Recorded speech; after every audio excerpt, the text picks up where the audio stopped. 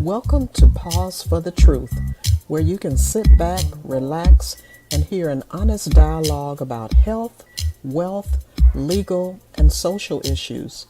The hosts are Dr. Rogers Kane, family practice physician, and Jocelyn Turner, health education consultant, with co hosts from the Northeast Florida Medical Society and its foundation. Stay tuned for the truth about matters affecting you and your family. We're here to tell you what's really going on and why.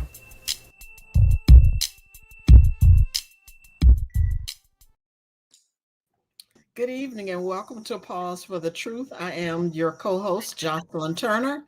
It's a very wet day here in Northeast Florida, but thankfully I did not float away, although I felt like I was going to do so and hope that our new administration here, our city count, our mayor and her administration will do something about the floods and things that are happening in our town. But enough about me. How are you doing this evening, Dr. Kane?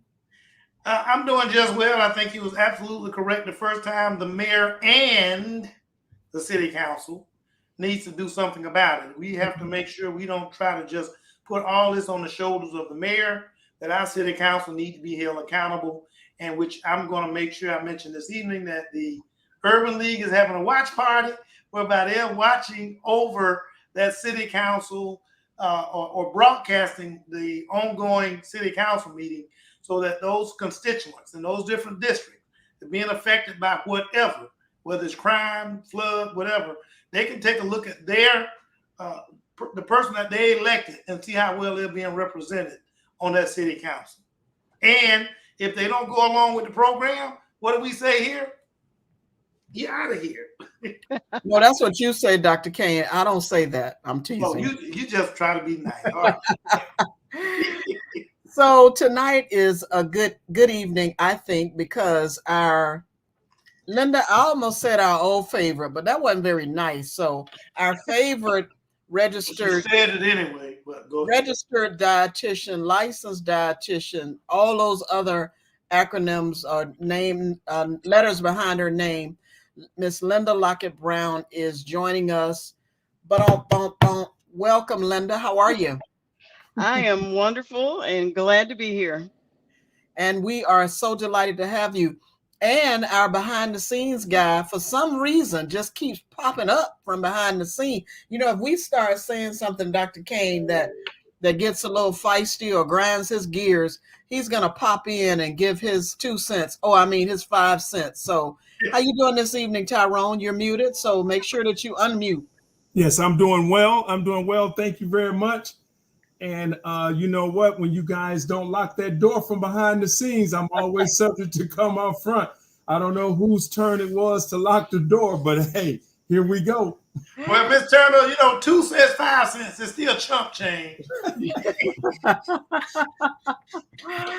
So if you're just tuning in with us for the first time, you will learn that we like to have fun while learning, right? So we do have serious conversations, and we've been fortunate the past 106 episodes and now 107th episode to really bring you some enlightening discussions. I've learned a lot. We had a very lively guest last week, so much so that Linda chimed in a few times and made her comments. So Dr. Kane was like, he ended the show, Linda. I don't know if you heard it. Oh, well, Linda's going to be joining us next week. I was like, well, good thing she is is a fan of ours, because otherwise you really threw her up under the bus, Dr. Kane. There's no bus for Linda. Okay, she's driving the bus when it comes to this kind of discussion. She drives the bus. And Linda, I want you to know my favorite line that I learned from you was about reading food labels, and your comment that you don't have to read labels on the foods we're supposed to be eating. That was like a ouch, right? And if you can't get that, then you don't get it, right, Linda? Well, hopefully it was profound and etched in your memory forever. It was. That and the 2 carrot sticks and a bottle of water and a 30-minute walk. That's right. And Dr. Rawls says he tells his patients that who are, and Dr. Rawls, by the way, is a gastroenterologist that we've had on the in the past and talking about digestive issues. And for those folks who have a time with coming or going or releasing, I don't know which word to use, Linda. The two carrot Probably sticks going. going to release the two carrot sticks, a bottle of water and a walk will help relieve that. So we really, on a serious tip, hope that we give some good information that you can use in your daily lives. And also, before we went on the air, we were just talking about really making sure that we follow our doctor, registered dietitian, and everyone's advice, who's our medical team's advice, as those of us who are managing chronic health conditions. And tonight, Dr. Kane has been, beating it in my head and Tyrone's about we need to do something about nutraceuticals. And all I had to do is mention it to Linda, and he mentioned it to Dr. Samantha Thompson, who is joining us. Sounds like from her car. That's how dedicated our guests are, by the way. They'll join us from near and far as we have a discussion, as we call it, the truth about nutraceuticals. Welcome, Samantha. How are you this evening? And I'm not sure if you're in a place. I'm doing well, Miss Turner. How you guys doing? Oh, just peachy. You make sure you're safe out there. Sounds like you're still commuting. So we will understand that if you don't get a chance to chime in until you are at a safe place. But whenever you want to, of course, please do so. Linda, let's start out first by telling our audience, and I know you sent us some things to share. So just let Tyrone know when you want him to queue up some of the information that you sent. But first, let's start out by talking, what in the world are nutraceuticals? So if you and Tyrone, you can go ahead and cue the slides. But when you look at the way the word is spelled, nutra, so that's nutrient, and then ceutical, you think about pharmaceutical like drug. Mm-hmm. So a nutraceutical is a food or a component in the food that has some health benefits and medicinal benefits, which may include preventing or treating diseases. So this is using food beyond just its purposes for food. But now there's some categories of nutraceuticals. So one category is dietary supplements, and another category is functional foods. And so we'll look at the differences. So when you talk about dietary supplements, everybody knows these: vitamins, minerals, herbs, amino acids, enzymes, organ tissues. And I literally mean by that ground up pig liver in a pill. Mm-hmm. So organ tissues, glandulars, and metabolites. So these are examples of the categories of supplements. And so these can be in all kinds of forms: extracts, tablets, capsules, gel caps, liquids, and powders. And that's where some of the problem comes in, because when you take a nutrient and take it out of a food, then it changes. So there's one term that I just like to throw out in the beginning. You'll see ads and you'll look at bottles and it'll say all natural. Mm-hmm. All natural is meaningless. Mm. What I have here is a picture of a pile of dirt. This dirt is all natural, but Natural. it is not something that you want to eat.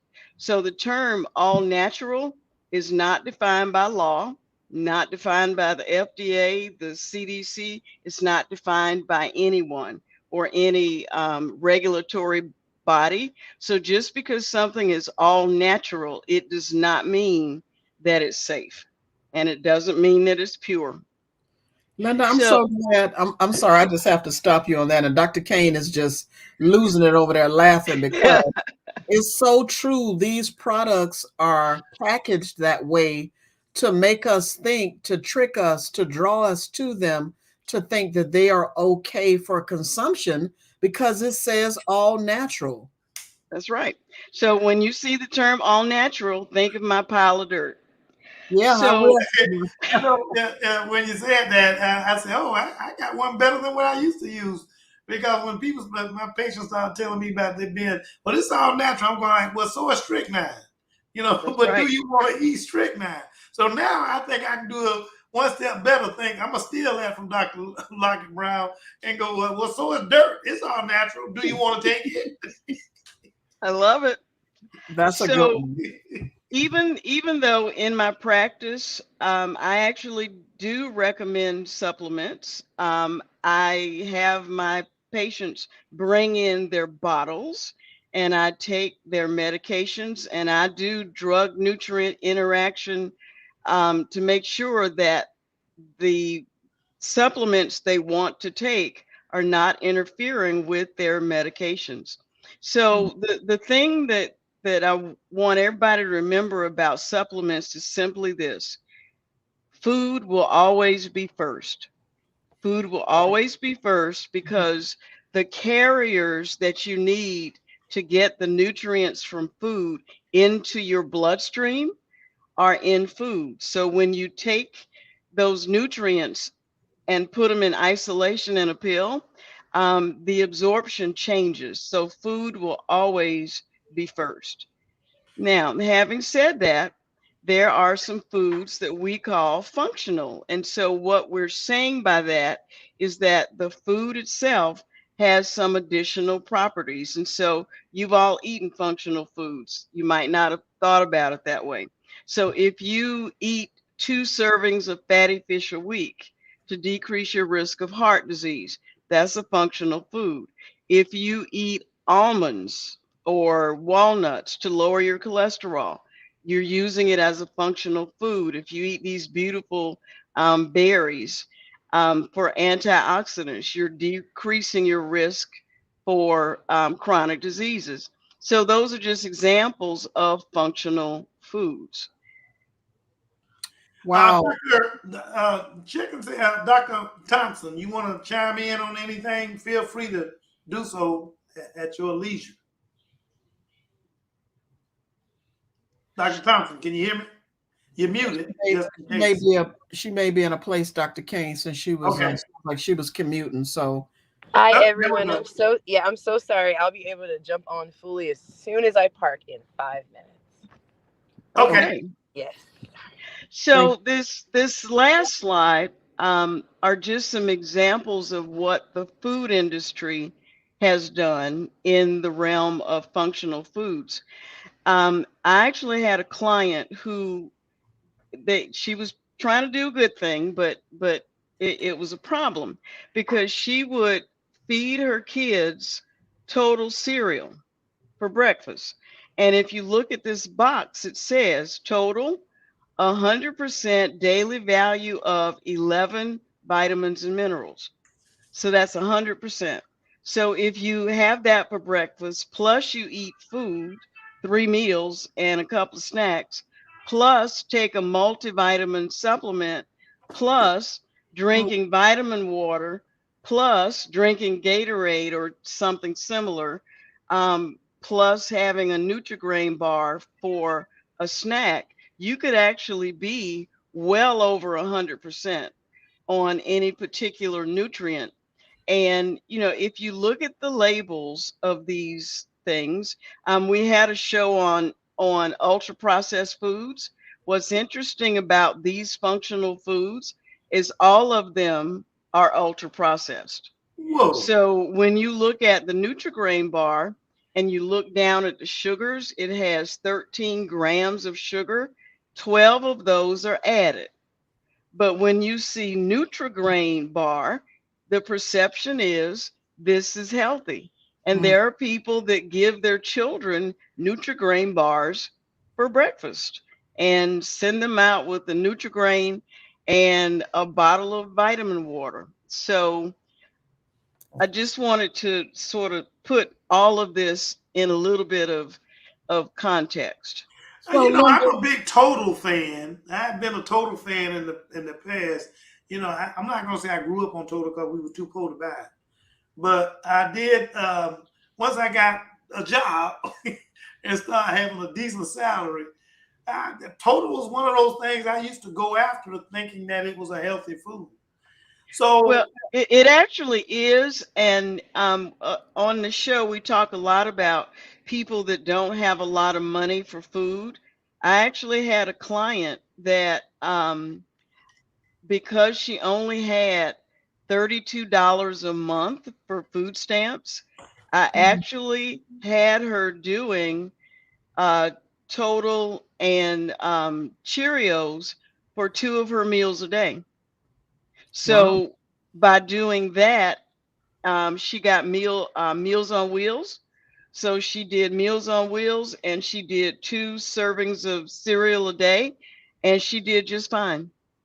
So okay, it has to be put in context. yeah, So don't that's what it is. Like you say, the combination of a parent who may feed this whole menu right here to a child in a day, then you're taking in too many. So there's a such a thing as you can take in too many vitamins and Absolutely. minerals. Absolutely. Oh, So Well, the one thing I also would look at in terms of the two liquids, I also started looking at the sodium content when it comes to right. my patients with congestive heart failure and stuff of that nature. And I'm sure Dr. Thompson, when she's able to, she will chime in.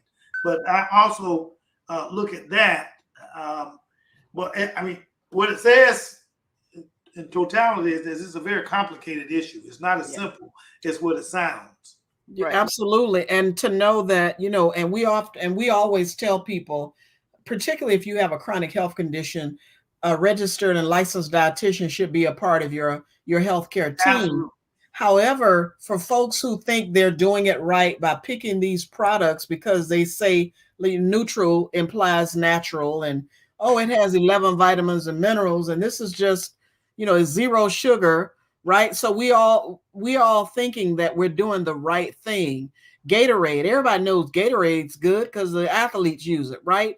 People think that they're doing the right thing for their families. And so, like, I would never have thought that I could get too many vitamins and minerals in a day. And is that bad for one's health? Or does it matter if you're a little kid versus an adult? Oh, it absolutely matters. And if you go to the next slide, here's some of the problems that I'm sure we're going to talk about tonight. Um, if you're on any medication, all medications deplete something. So you need to know what that is. So those folks may actually need a supplement. But then a very important issue is the interactions between prescribed medications and the supplements, the interactions of supplements with each other. And so the next issue of toxicity, not all vitamins and minerals build up to toxic levels. Not all of them do, but there are many that can build up. Um, there's always an issue of purity. Is what's on the label actually what's in the bottle? There's an issue of timing, and I'm sure our pharmacists will address that. You can take certain things at certain times, but you can't take them together.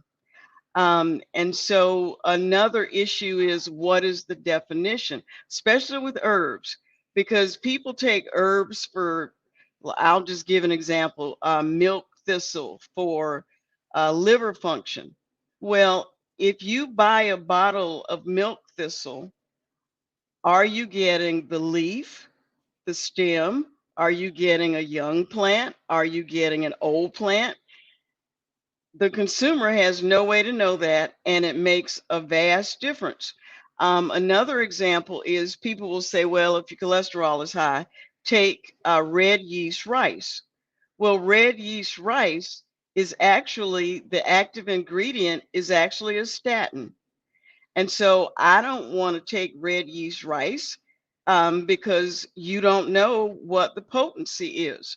So if you were going to take a statin, you're actually better off with a prescribed medication, because then you know exactly how much of the active ingredient is in that pill. And so, last but certainly not least, people think that um, these supplements are regulated, and for all practical purposes, They aren't. The Food and Drug Administration treats them like food. So they're not regulated. And so there is no one looking out for you except your You. health professionals. And usually what I tell my clients is if you want to take a supplement and it's something new, when you go to the pharmacy to pick up the medication, ask the pharmacist, will this interact with my medications? And pharmacists are really good about explaining that to clients, because clients are going to see a pharmacist far more often than they're going to see me. And Dr. Kane is one of the best doctors on the planet. Dr. Kane does Mm. not have time to explain all of that to you in an office visit. So that's one time when you want to rely on your pharmacist. Well, as you know, and Dr. Thompson will allude to, as you know, one of the things, one of the big things that I always been pushing uh, the the insurance industry is paying for a pharmacist to be in a doctor's office because of the complexity of everything that those patients have to deal with and the time that it takes a physician to go over some of that stuff. We actually need someone who's better at looking at drug interactions and pharmaceutical related concerns than that physician is. You know, having been a pharmacist primarily and now just secondarily, and also being a physician, I see and I'm very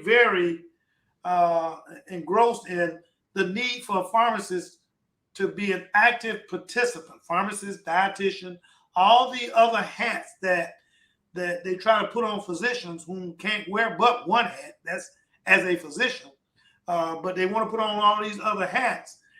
I am an advocate of making sure and helping to ensure that patients have the availability of the best advice.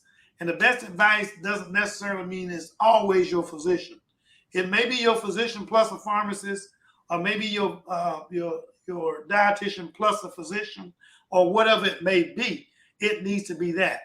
I want to make sure real quick. I'm gonna mention toxicity to, some of the. I'm going to say vitamins. The vitamins that the vitamins that you can most likely overdose on, okay, take too much of, is vitamin A, D, E, and K. They're basically oil soluble vitamins. Vitamin K being a little different because of its role in the liver, but they're oil soluble vitamins, and because those vitamins, when they get absorbed, they can get stored in fat, thus oil soluble, fat soluble vitamins is what I should have said. Fat soluble vitamins mean that they can get absorbed in your fat cells and accrue to a level of toxicity. The water soluble vitamins, the rest of the guys, you just pee them away. If you start taking too much, it will, pretty much allow you to eliminate them by urinating them away. That's just kind of a gross. Yeah.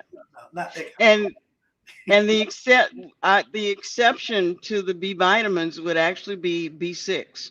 B6, right? Um, Thyroxine can be, yeah, but B6, because B6 was promoted for PMS. And so there were women that were taking mega doses, and a mega dose is defined as 10 times the amount that you need. So they were taking mega doses and they got foot drop, where they literally lost the use of a foot. And if they had not gone to the doctor quickly, that would have become permanent. So right, B6 can become toxic. And the other thing is, if you realize that you're taking too much, you don't want to stop cold turkey. Because what happens is when you take large doses of vitamins, the percent that your body absorbs actually goes down.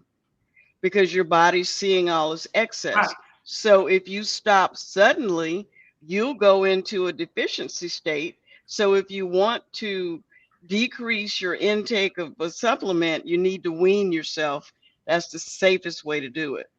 Well, You know, and Dr. Kane, hold on just a second. I just wanted to remind people, if you're just tuning in, tonight we're talking about nutraceuticals, a terminology that was new to me prior to about a month ago when Dr. Kane started beating it in my brain. And I'm like, what in the world are nutraceuticals? And so it may be products that many of us have on a daily basis. If you have a question as you continue to listen in, to call in, dial in to 888-669-1280. Again, 888-669-1280. Tonight we have Linda Lockett Brown, our favorite RDLD, and all those other letters behind her name, and Samantha Thompson, a pharmacist who's driving and hopefully will be on camera soon, because they're here in Northeast Florida. As I mentioned at the beginning of the show, it was a storm here, so hopefully Dr. Thompson will be joining us shortly. Linda, this is a very complex topic. I am still stuck on the products that have natural on them, all natural. And what are we going to say now, Dr. Kane? So is dirt, but we don't eat it, right? There you go. And so let's continue the discussion. And really, I'd like to get into more of the products that you're seeing that people are using or consuming on a daily basis. And I even know, I'm not going to call a name, but someone close to me, their doctor recommends vitamins, all the supplements. I'm going to say supplements. I mean, like all the time. And I, like you, have always shared with people, in my background as a health educator, is not, that is a replacement. Food should be your first priority, right? But I know we tell people, well, but if you're not getting it in, the supplement is good. But I really would like to just make sure that people are getting the food. And sometimes you can't afford to purchase fresh, or you don't want to purchase it because it doesn't last long, right? And I know over the years I've talked to people, then the next best are frozen and then canned. And obviously canned is not the best. I'm not the registered dietitian, so I'm going to let the resident expert continue the discussion about nutraceuticals. So the number one concept is what you said, is food first. Having said that, there are situations where food is not enough. So there are situations where people do need supplements. And I'll give you one of my favorite examples. If a person has been taking a proton pump inhibitor because they have reflux, then they cannot absorb adequate amounts of calcium, magnesium, zinc, and iron. let me So let me say real quick what a proton pump inhibitor is, and that is those drugs like omeprazole, Nexium, pantoprazole, Okay. those things that your doctor give you for reflux. Acid reflux. Right, Gotcha. acid reflux. Okay, go ahead, doctor. so when those drugs first came out, there was a warning on there that said you should only take this for 30 days, 60 days, 90 days. I Right. have clients that have been on those medications for 5, 10, 12, 15 years. Exactly. So for them, I would most likely recommend a supplement, because I know that they cannot absorb adequate amounts because of the medication. So that's one issue. Another issue is some medications cause deficiencies in vitamins. So for all the folks that are on metformin, metformin is a good drug, but if you take metformin for long periods of time, which most type 2 diabetics do, then you need a supplement of B12. So so part of what I'm doing in my practice is I am looking at the person's medications, how long they've been on the medications, and I might recommend a supplement. It's on a case by case basis. But the other thing to be aware of is when you look at on the back of the label, it'll say RDI and it'll say percent RDI. Um, that only covers 75% of the population. What's RDI? Recommended Daily, dietary. It's not daily. It's Oh. dietary allowances. Okay. So that's what the government is saying. This is how much of this nutrient you need to get in on a regular basis, but it's not daily, especially for the fat solubles. But the problem with that is because it's based on a statistical average, 12.5% of the people will not be getting enough, even if they get 100%. So I'm sorry, go ahead. So there are ways to actually test for that to see who needs a supplement, because the what some supplement companies would like to have you believe is that everybody needs a supplement. Everybody does not need a supplement. Everybody that's taking a prescribed medication probably does. But this last slide, just to show you some things that can go wrong. So the first one is about supplementation with mega doses of B6 and the neuropathy that can occur. Linus Pauling, way back in 1979, was pushing people to take 1,000, 2,000, 3,000 milligrams of vitamin C to treat cancer. Most of those folks died.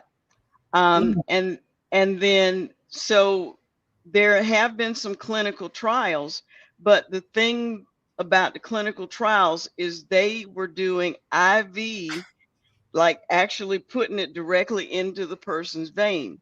So that is not the same as taking a vitamin C pill. So when you're looking at all these studies, you have to look to see what was the form, whether they did it in an animal, was it in a human. It's just it's very complicated stuff. Right, and for those of you who are just joining, we are looking at the subject of nutraceuticals, and which is a very complicated subject. As a matter of fact, if I actually wanted to cover it very extensively and intently, we can do 6 to 7 episodes on just nutraceuticals. And the one thing that I wanted to advocate to our listeners is that when you start looking at these supplements, whether they vitamins or anything else, we need to be assured. And hey, Dr. Thompson, but we need to be assured that that we are not overdosing ourselves, much as our in-house dietitian has stated so astutely. The one thing I want to do before we move forward, and that's one reason I interrupted Ms. Thompson, Ms. Turner, is for us to go on ahead and do our Black History moment. Tyrone, you on? So I guess this is my part, Dr. Kane. We're having some technology issues, so hopefully, and I am also having some technology issues. I don't know if I'll be able to pull it up, Tyrone, but each week we pause for the truth about history makers. We call it our History Maker Minute. And we like to reflect on the past, by the way, because here in Florida, and by the way, I read an interesting article today that there's an organization in in Florida, that has created a toolkit and made it available for churches to allow them the opportunity to share those history maker moments. So different organizations are doing that. And tonight, Tyrone, I hope this is my guy because I cannot pull it up. I'm having some technology issues here on my end. So we're going to reflect on the past and present. It's important to recognize the people who've made significant contributions. And tonight we're going to talk about Dr. James McCune Smith. And Tyrone, I'm so sorry, but I can't pull it up. Here we go. Thank you. Dr. McCune Smith was an American physician, apothecary, abolitionist, and author. He was first He was the first African American to earn a medical degree. Can you imagine? My goodness. His MD was awarded by the University of Glasgow in Glasgow, Scotland. After his return to the United States, he also became the first African American to run a pharmacy in the nation. Go figure, Dr. Thompson. In addition to practicing as a physician for nearly 20 years at the Colored Orphan Asylum in Manhattan, Smith was a public intellectual. He contributed articles to medical journals, participated in learned societies, and wrote numerous essays and articles drawing from his medical and statistical training. He used his training in medicine and statistics to refute common misconceptions about race, intelligence, medicine, and society in general. He was invited as a founding member of the New York Statistics Society in 1852, which prompted a then new science. Later, he was elected as a member in 1854 of the recently founded American Geographic Society. He was never admitted to the American Medical Association or local medical associations, very likely as a result of the systemic racism that Dr. Smith confronted throughout his medical career. He was born into slavery in 1813 in Manhattan and was set free on July 4th, 1827, at the age of 14 by the Emancipation Act of New York. That was the final date when New York officially freed its remaining slaves. His mother was an enslaved woman named Lavinia who achieved her freedom later in life. In 1855, Dr. Smith described her as a self-emancipated woman. She was born into slavery in South Carolina and had been brought to New York as a slave. His father was Samuel Smith, a white merchant, and his mother's master, who had brought her with him to New York from South Carolina. Through abolitionist connections, he was welcomed there by members of the London Agency Anti-Slavery Society. According to the historian Thomas Morgan, Smith enjoyed the relative racial tolerance in Scotland and England, which judiciously abolished slavery in 1770s. New York abolished all slavery in 1827. Look at all those years, right? He studied at the University of Glasgow and obtained a bachelor's degree in 1835, a master's degree in 1836. God, this dude was smart. And a medical degree in 1837. He completed an internship in Paris. What an awesome career. Dr. Smith knew he would face discrimination upon his return. When he tried to book a trip back to the United States after completing his studies, the ship captain refused passage because of his race. When Dr. Smith did return to Manhattan, he was met with a hero's welcome by his former classmates and teachers who applauded his determination to fight for civil rights on American soil. Wowsy, wowsy, wowsy. I have never heard of Dr. James McCune Smith. What an awesome career. So that's one of our history makers for the evening. We may feature another if the conversation with Dr. Thompson and Linda don't get too exciting. I would like to, Dr. Smith, I'm talking about Dr. Smith. Dr. Thompson, what medications or what from nutraceuticals rather are you hearing that people are using, or have you had conversations with people that you've known that are using certain medications prescribed, and they're also doing those nutraceuticals, and you have to say, wait, pause. Did somebody talk to you about this? Well, before you get to the specific, Dr. Thompson, if there's something you want to, and unmute yourself, if there's something you want to just give an overall view, let's go on ahead and do that. While you were riding in the car listening to us and couldn't chime in. And I couldn't. Yeah, it was terrible weather outside, and but I was leaving the office to make sure I got here on time. But me and my dog Albus are here just listening. So I'm Sam Thompson. Dr. Kane used to be my teacher, and Dr. Turner is someone that we work closely with. Both of them have consulted for me this year, and I'm always honored to come on the show. I actually never really heard a lot of people talk about it until the last 3 months, maybe. And I usually heard it from Another one gentleman told me, who's very healthy, he said it's really just the rebranding of bodybuilding supplements and things that you find at GNC. So that was one perspective. Another way I heard about it, actually the first way I heard about it was watching the Kardashians. So they made their own product. And what it is someone told me that those new gummies that are used for nutrients, usually you see a lot of the branding having very minimalist branding. The things that I've seen, they're usually in magazines, are now seen on Lifetime. So yeah, that's mostly like where I've heard it, like Better Life. But if that makes any sense, that's the only time I've seen it. However, just I don't know if you guys said this, just from the pharmacy standpoint, when my patients come to me, I always tell them it is not FDA approved. Nothing that is vitamin supplement, they're not FDA approved. So I cannot comment on a lot of them because I usually try to only comment on FDA approved products.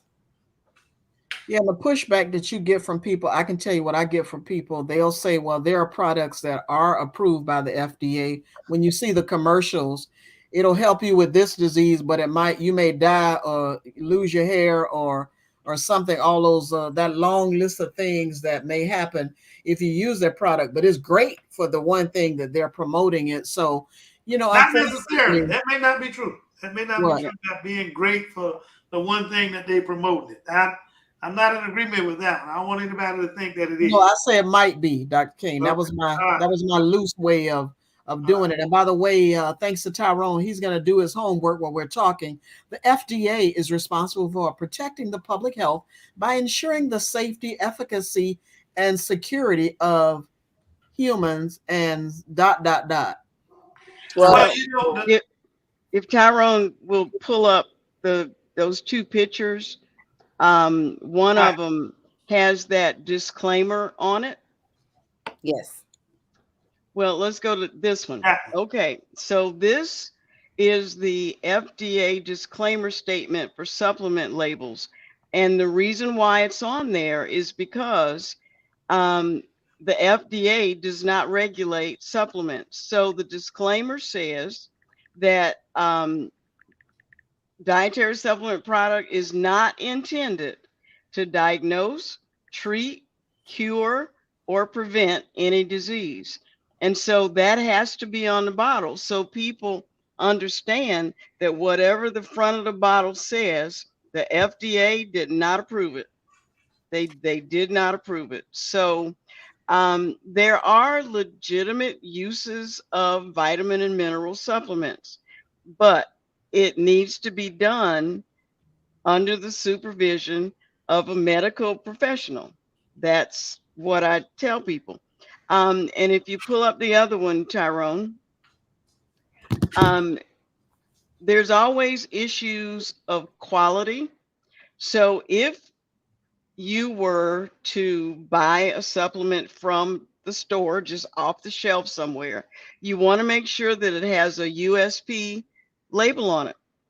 And that means that the product has been independently tested. And so they're testing it for four things. It has to pass these tests to get the label. The product has to contain the ingredients that are listed on the label in the amount that the label says. It doesn't have harmful levels, so there can't be, too much of the active ingredients. They actually do this test where they put it in liquid that simulates stomach acid, and they measure how long does it take for that pill to break down. So there's a standard for that. And then the last criteria is that it's made according to good manufacturing practices. And so the limitation, so the USP, they actually go into the factories and inspect. The FDA only goes into the factories once every 3 to 5 years. But if a product has a USP label on it, the USP scientists have been in that lab or in that factory and actually looked at the manufacturing of that item. My concern in terms of when they were talking about, see how it's broken down into the stomach acid, the environment of the stomach. It may reference how it's broken down, but it doesn't reference how it's absorbed. How No. much is absorbed is the question.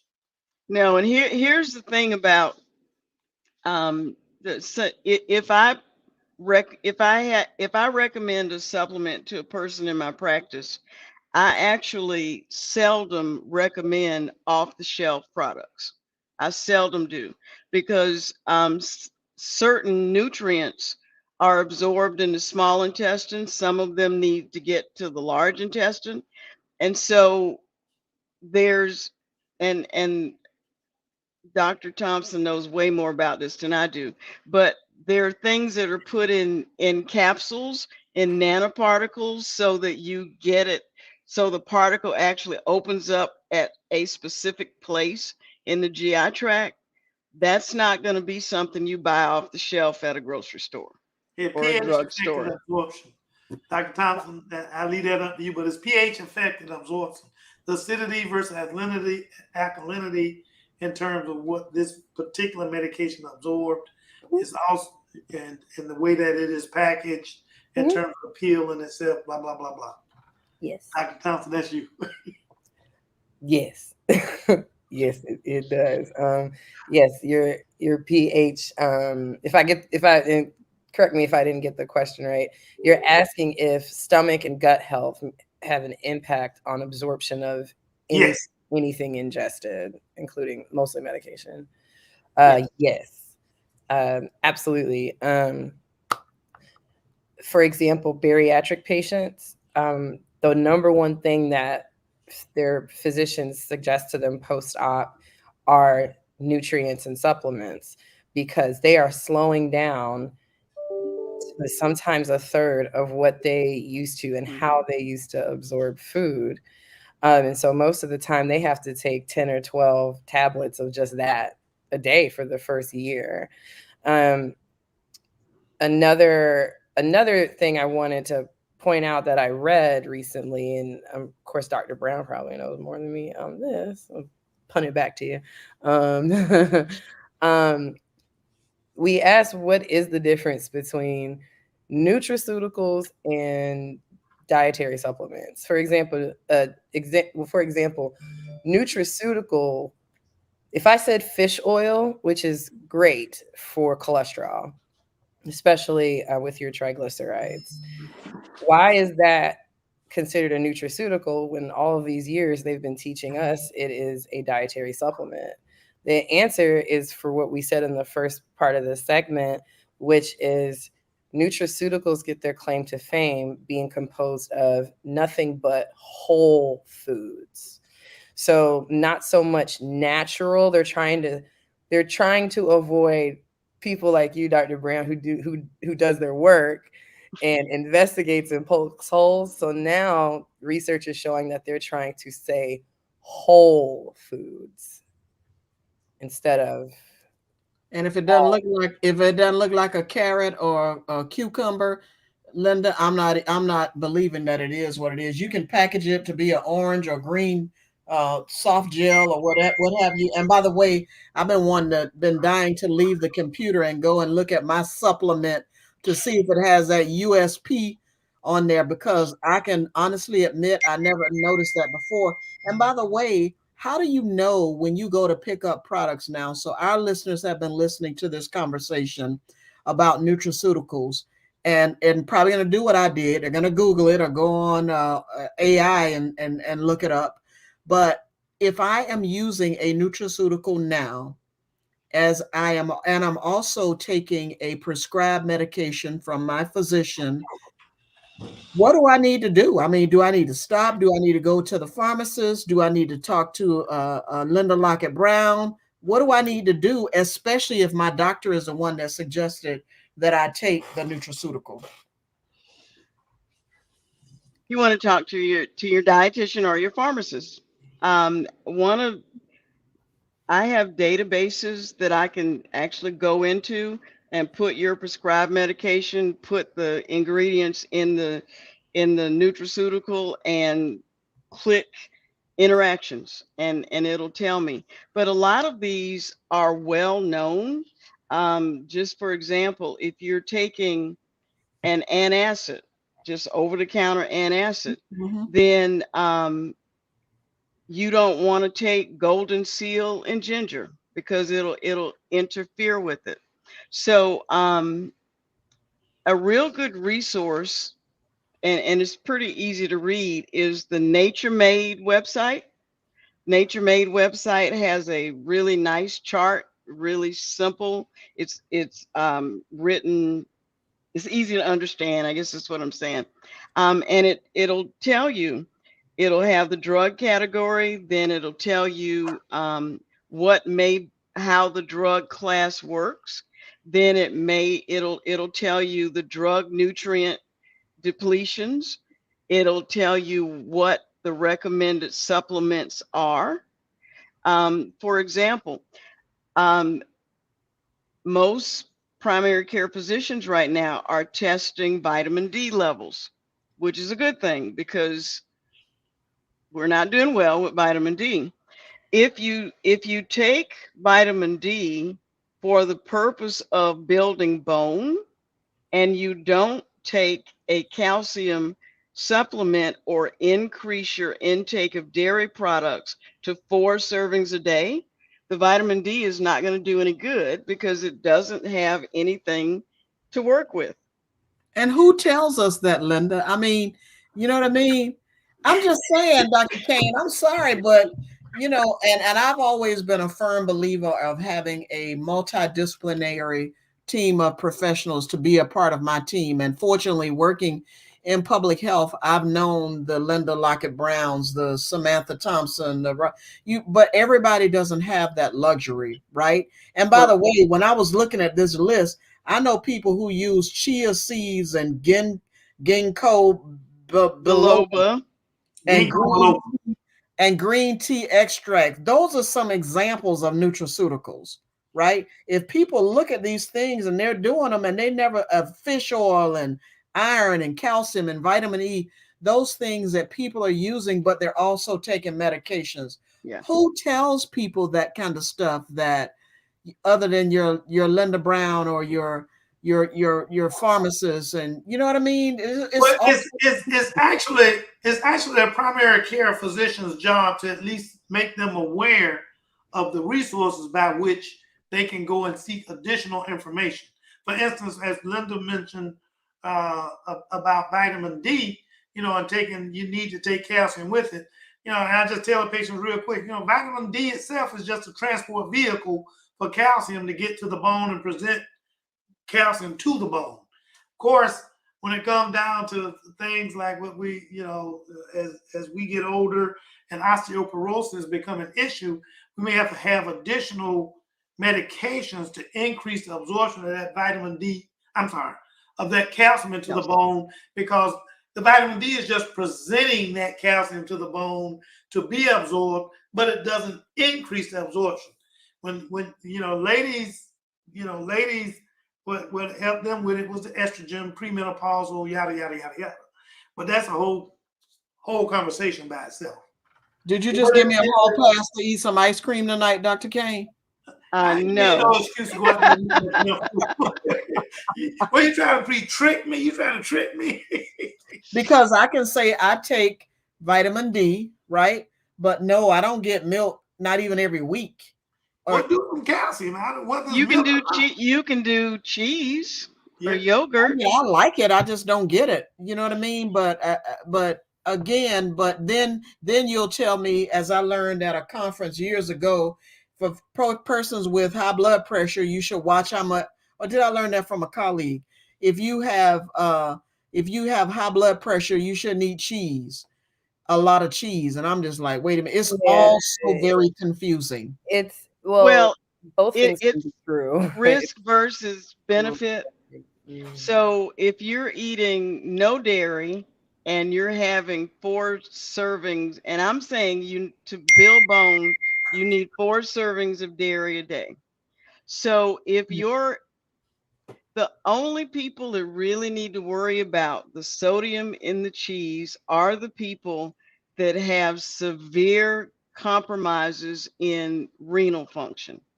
Oh, okay. For just your average person, the sodium that's in cheese is not a major issue. Now, I'm assuming some other things too, that you're not Gotcha. doing the Mhm. chips and the dip and all that other stuff. Dr. Thompson, I think you were you getting ready to mention the tyramine in cheese? Um, that is true in certain cheeses, and especially certain um aged Aged cheeses cheeses. and Right.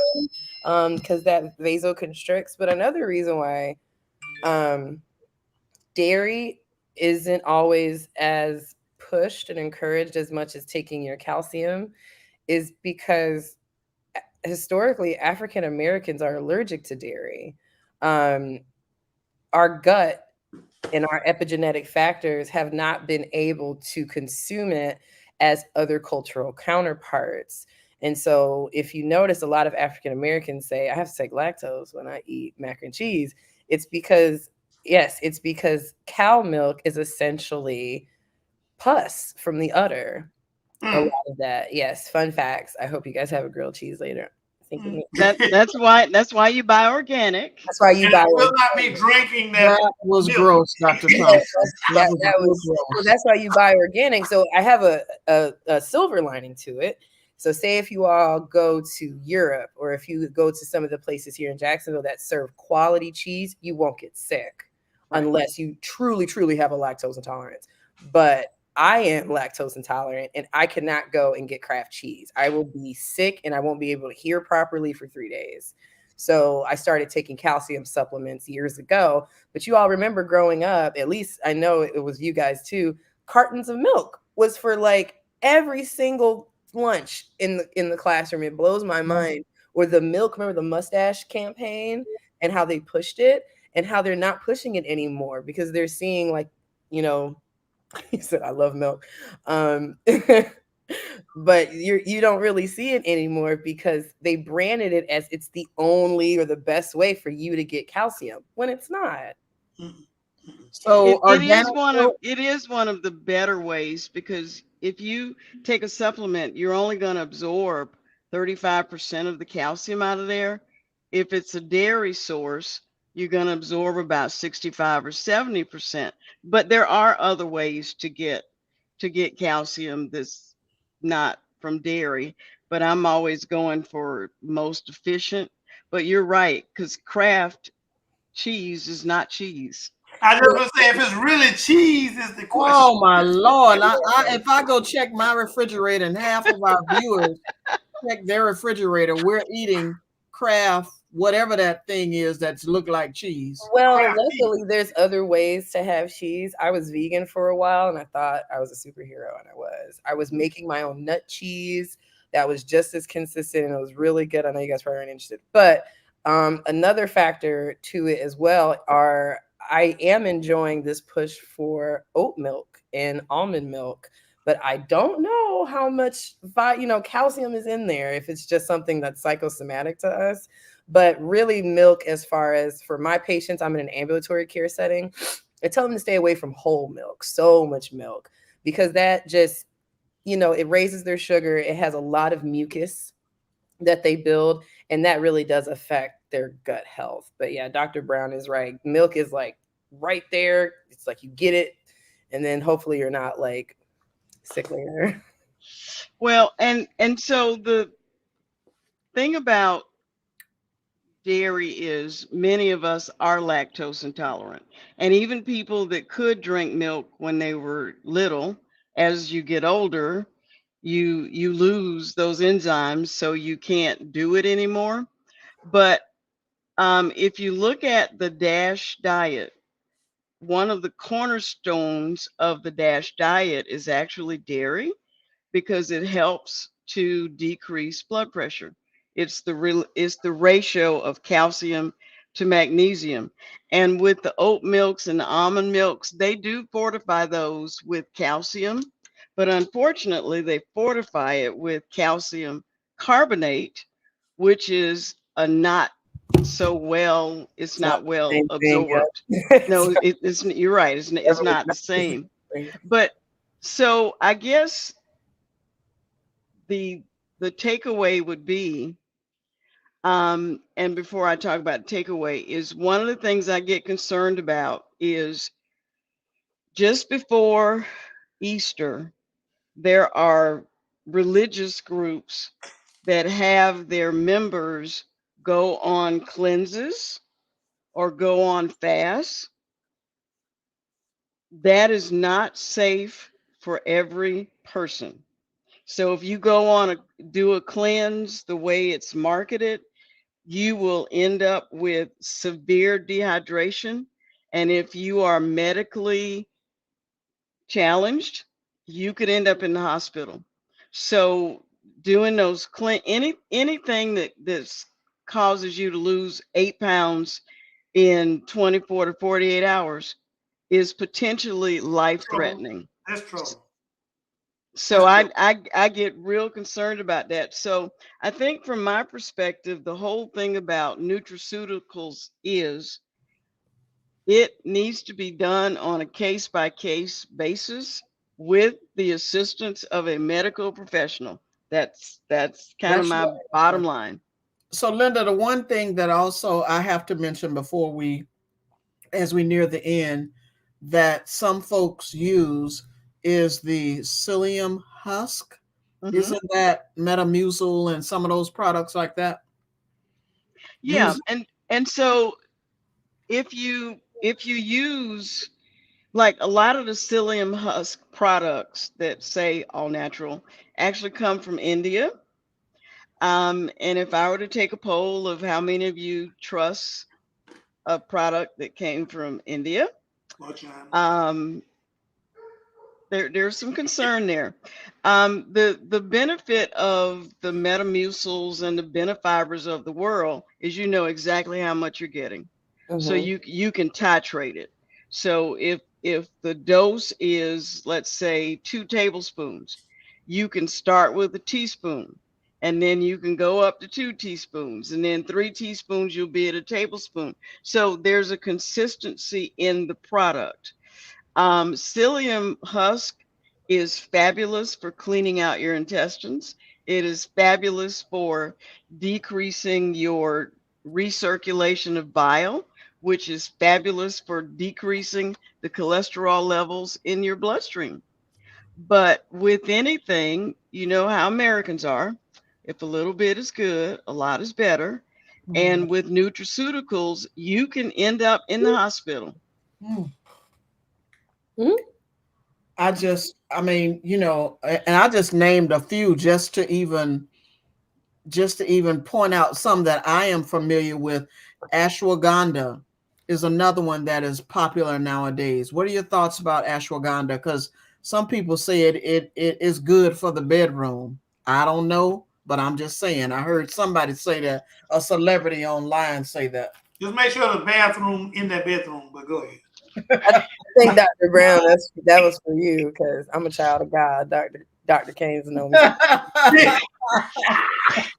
on the back. Well, the number one thing would be you get it from a reputable source so that what is on the bottle is actually what's In the bottle. in the bottle. And Right. that's that And then, USP. That's that USP label that you said that should be yeah, on here. A seal. Okay. yeah.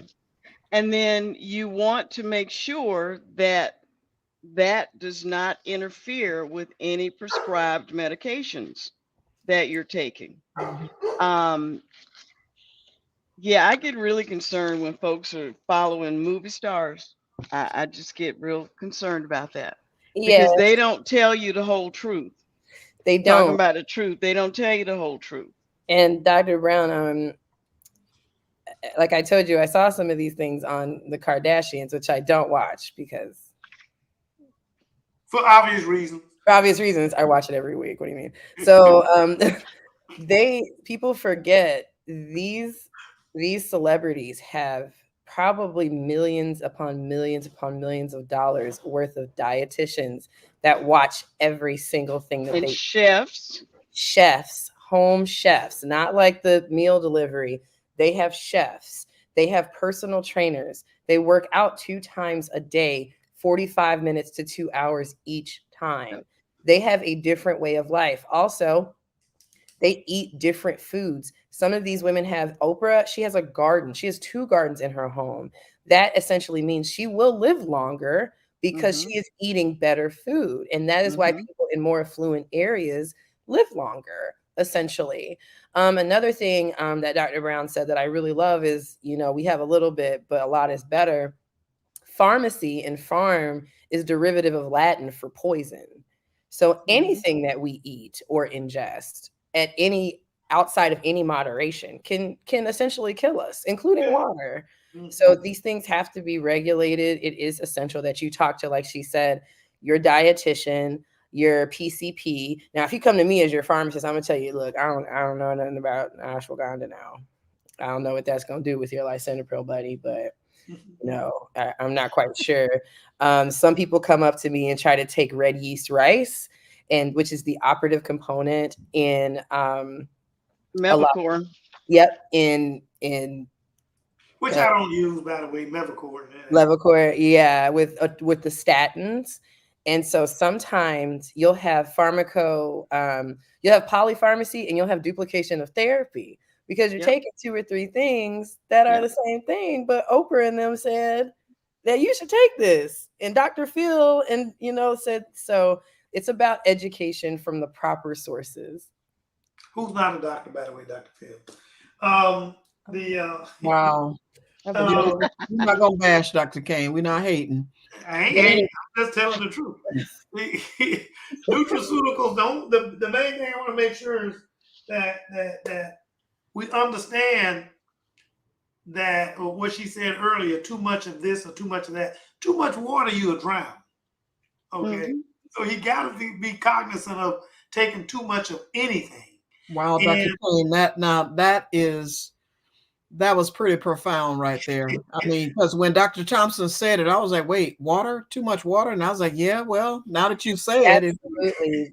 I don't know if you saw the water challenge from some podcasters or some radio. They were doing a radio challenge, and one of them passed away because they're drinking several gallons of water a day. I had a friend, I got to say this because, and he talked about, people, they're so gullible. And they talk about, the benefits of this product or that product, the vitamins, natural stuff. And he said, all natural water, no calories. And he was selling it up under his name, making a ton of money because it said no calories. I'm still stuck on the all natural, Dr. Kane. And no calories. The water never had calories. But people will. So, Linda, you brought a lot of good or shared a lot of good information with us. Did Tyrone go through all the slides? And I know we're past time, but you prepared a lot of good information. And do we have your permission to put some of that information on our website? Yeah. Feel free. Thank you. It's good information, and Linda always comes, and we laugh and joke, but both of these ladies are experts in their field, and they shared some good information. And if nothing else, it makes you think. Make sure that you pay attention who you're getting your medical advice from. Like Dr. Kane said, you don't come to him as a primary care physician to get expert advice on fixing your car, right? So don't go to your mechanic asking for advice about your medical issues. At the end of every show, we like to give our guests an opportunity to share their final thoughts. Before we do that, Tyrone wants us to pause to acknowledge another history maker. Hit it, Dr. Kane. Okay, we chose 2 because this guy is as special as the last guy. Okay, to pause for the truth, history maker minute, September 26, 2023. As we reflect on the past and present, it's important to recognize that the people who have made significant contributions to America and the rest of the world. I need you to move that forward. There we go. Okay. And in doing so, we have Dr. Zerl Augustus Palmer, who was an African-American businessman and activist in Lexington, Kentucky. He opened Palmer's Pharmacy in 1952 in an old building at 5th and Ray Street. Isn't that ironic? He was involved in the city's desegregation and the first Black board member of the University of Kentucky Board of Trustees. Interesting. He and his family were the target of a Ku Klux Klan bombing in 1968. Born in Bluefield, West Virginia, he was educated at Bluefield State College and Howard University, both among historically Black colleges and universities. Since Blacks were barred from the West Virginia professional school, Palmer found an alternative at Xavier University of Louisiana College of Pharmacy in New Orleans. He sought the financial assistance from his home state, getting train fare and partial tuition paid. At the time of Palmer's move to Lexington, the city had established a group of Black professionals. Among them were 9 medical doctors, 4 dentists, and no pharmacists. Due to the segregation, soda fountains at the existing pharmacies were off limit to Blacks. We remember that, some of us. Although Palmer first had difficulty in locating an ice cream company willing to do business with Black folks, Dixie Ice Cream Company agreed, and his soda fountain grew in popularity. In 1961, Palmer constructed the mid-century modern building of 400 East 5th Street at Chestnut to house his pharmacy, and with 2 doctors and a lawyer, opened Palmer's Pharmacy, luncheonettes, and doctor's offices in 1961. The opening was reported in Jet magazine in December 1961. It was franchise of Rexall, the company's first Black-owned store. I remember that. I worked at a Rexall. He was actively engaged in mentoring neighborhood youth, employing them and referring them to other businesses. He opened a second store in 1966 in Georgetown Street, which was the site of the September 4th, 1968 KKK bombing. The store was destroyed and damaged 3 others in the west end of the plaza. 8 people were injured. Palmer and his wife and 4-year-old daughter, Andrea, were hospitalized after being trapped under the rubble for hours. In 1970, Klansman Philip J. Campbell of New Albany, Indiana, was convicted of the crime after a 90-minute deliberation by an all-white, all-male jury, rarely, sentenced and was sentenced to 21 years in prison. Following the bombing, he was quoted as saying that to protect his family, he retired and sold his business. In October 2022, Palmer was honored by being included in a rule standing tall and proud on the Tazewell County Courthouse in Tazewell, Virginia. Artist Ellen Elms depicted 11 African Americans with ties to the Appalachian region. Among them were Representative Cole Manners and Lethia Cousins Flemings, a suffragist and teacher. Boy, I got to get my glasses next time. The public was inspired by November 2000, and I can't read the rest.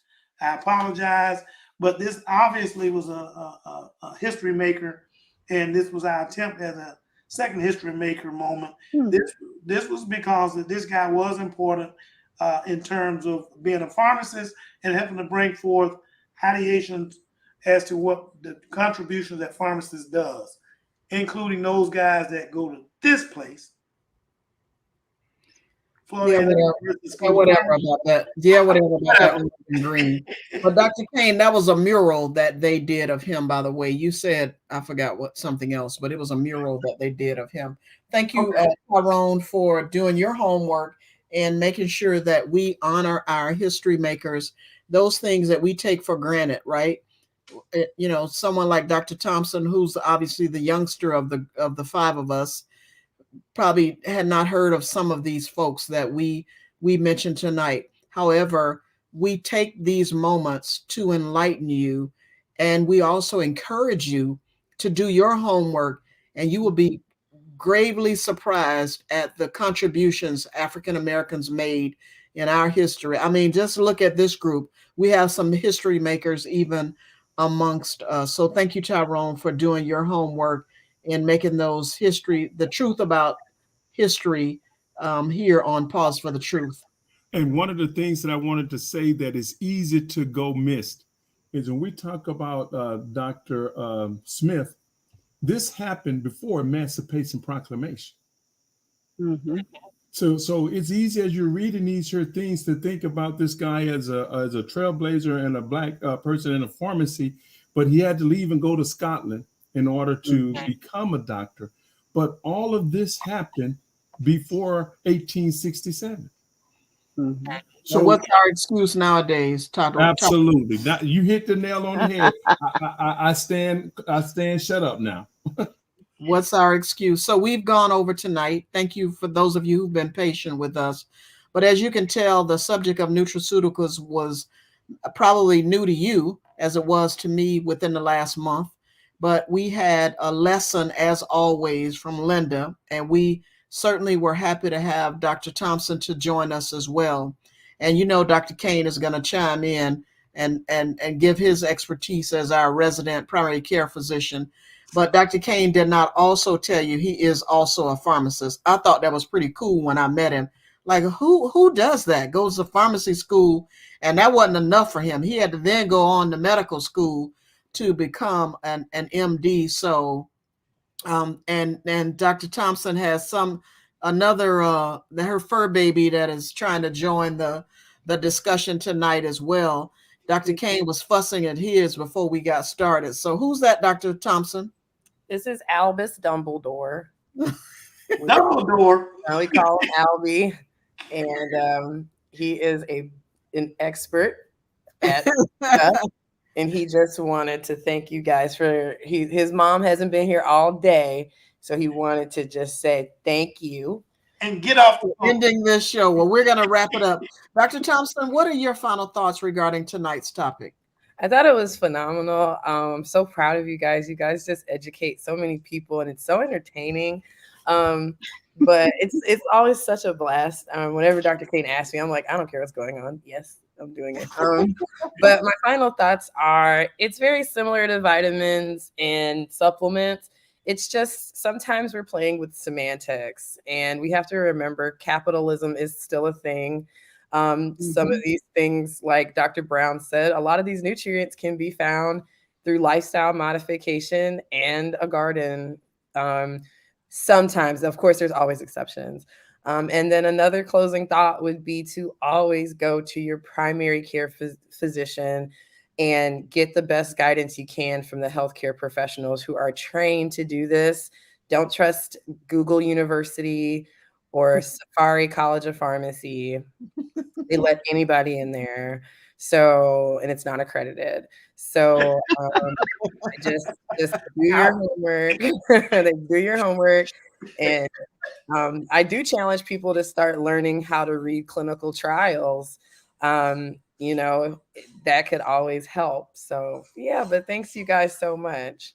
I'm glad you gave that plug, Dr. Thompson, because one of the things that I've learned the past year, especially doing the work with Florida A&M University and Mayo, that participation in clinical trials is important because not all medication, Dr. Kane, as a matter of fact, you taught me this years ago, not all medication is good for one group of people as it might be for others, although you both may have the same disease, but it reacts differently in different bodies. So it is important that people of color participate in clinical trials. Linda, what are your final thoughts regarding tonight's topic? You always come with such great information.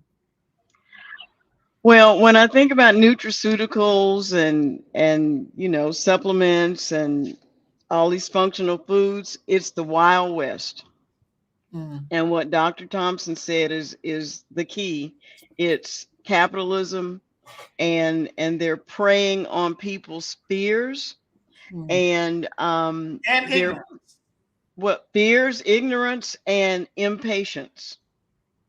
Impatience. Right. They want it So and they want it now, right? yeah, they want it yesterday. Yesterday. Yeah. Well, and the other part of it, Linda, is we don't want Mother Nature or Father Nature to do his job and just age gracefully Right. Take too much time. and stop trying to use all these products to slow down time. Just do what the doctor and your dietitian and your pharmacist and your nurse and all the other healthcare professionals tell you to do, and you'll do okay. You know, I didn't know about organic milk, so every time I'm around you, I learn about something. Go ahead, Dr. Kane. Oh, well, again, I want to thank both of our guests. You guys are so informative. I love to have you guys on because you give me, you teach me quite a bit, and I think that you teach our audience as well. I would be remiss if I did not say that nutraceuticals is a very difficult topic. We could have, if we wanted to really explore it in much greater detail, you're probably looking at about 5 or 6 episodes by which you want to get into the details. So we tried to give a quick, gross overview of what it all meant and what it may mean to you. But now it's time for you as a consumer to go do your homework. And I'm not crazy about Google University, but you need to validate that if you decide you're going to use it with people like Linda Lockett Brown and Dr. Samantha, as well as any of your pharmacists and your dietitian and your physicians, health professionals. Go back and validate whatever you think Google is trying to tell you. Google may have it on point, but your interpretation may be not on point. So go ahead and talk to those people who know what they're talking about, and hopefully you will come out with the best. You will have the best outcome if you utilize them as they are. If you utilize them properly, you will have a much better outcome than just trying to wing it, listening to the commercials, which are overstated. Thank you, Dr. Kane. One last thing for next week, since you mentioned research, it is on clinical research next week. Thank you, Dr. Kane, Dr. Thompson, and Linda, of course. Thank you all so much for joining us. Thank you for sharing your expertise, your nuggets. We hope our audience gained some information tonight. We know that the subject of nutraceuticals may be confusing. However, as each of our guests said, if you don't know, go to reputable sources. Oftentimes, as was said, sometimes that might be your local pharmacist. So particularly if you're on medications, they have the list of medications that you're on. If you saw a social media ad or a magazine that talked about a product that you should consider, don't buy it until you consult with your pharmacist first, and of course your primary care physician. Again, it's nice to have a full team of professionals to help you manage your conditions. And if you happen to be young, like Dr. Thompson, I always tell people you need to take care of yourself now. If not, all of those horrible things you do to yourself while you're young will catch up with you when you're older. Thank you for tuning in to Pause for the Truth, and tune in next week. Is that an indirect jab at being young? What are you talking about? What are you trying to say?